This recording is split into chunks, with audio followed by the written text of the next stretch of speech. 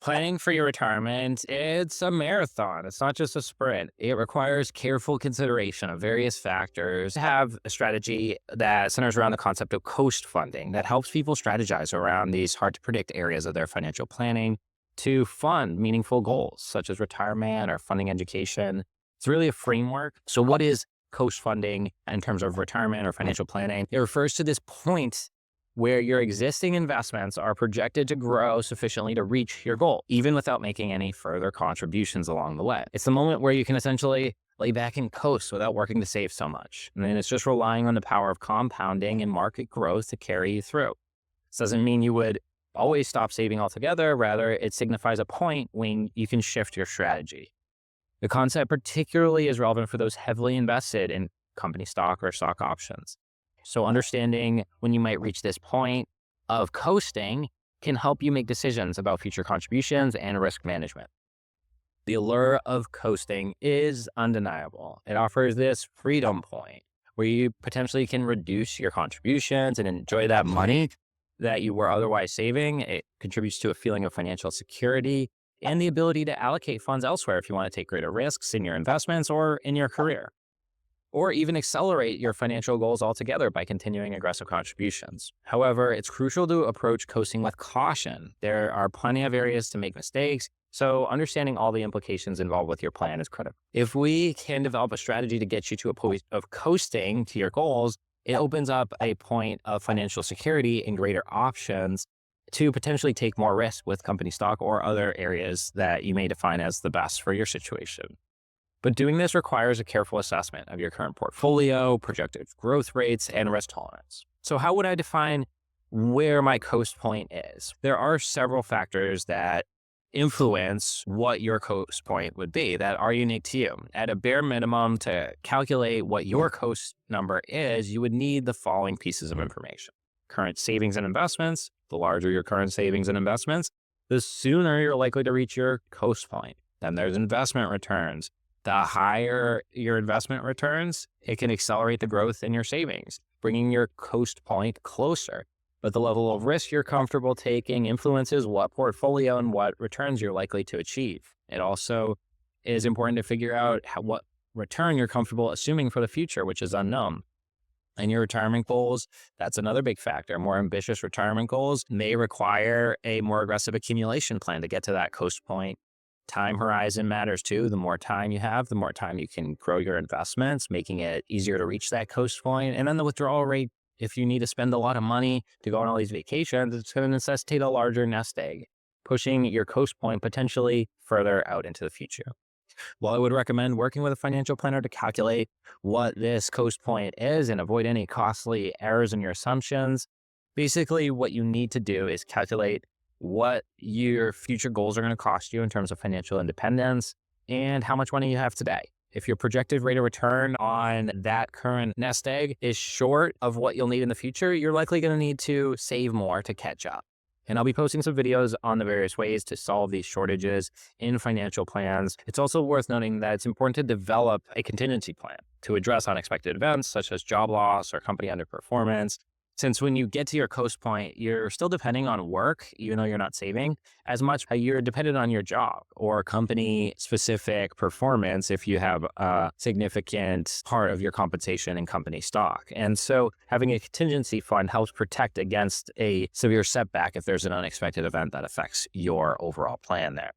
So what are the strategies and how does this coast fund plan work into company specific stock planning? Understanding coasting and how it relates to company stock is pretty simple. Company stock carries risk. It's a double-edged sword. There's potential returns, but also unique risks. And the value of the stock is tied directly to company performance, but also a myriad of other economic and sector-specific variables that may make the company stock vulnerable to maybe significant fluctuations. There's also the risk of overconcentration.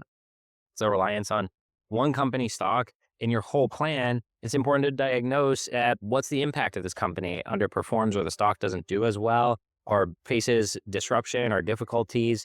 If a large portion of your net worth is in this one position, you could be impaired in your financial success. For people on the back nine of their career, this is especially significant as it could take a while to catch up.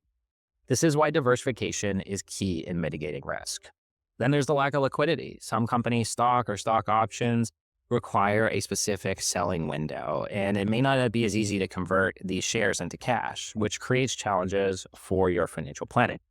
The impact of your financial plan calculations also is heavily tied to company stock, which can make it challenging to accurately predict when and if you will achieve your financial goals because there are so many unknowns in comparison to a more broadly diversified investment.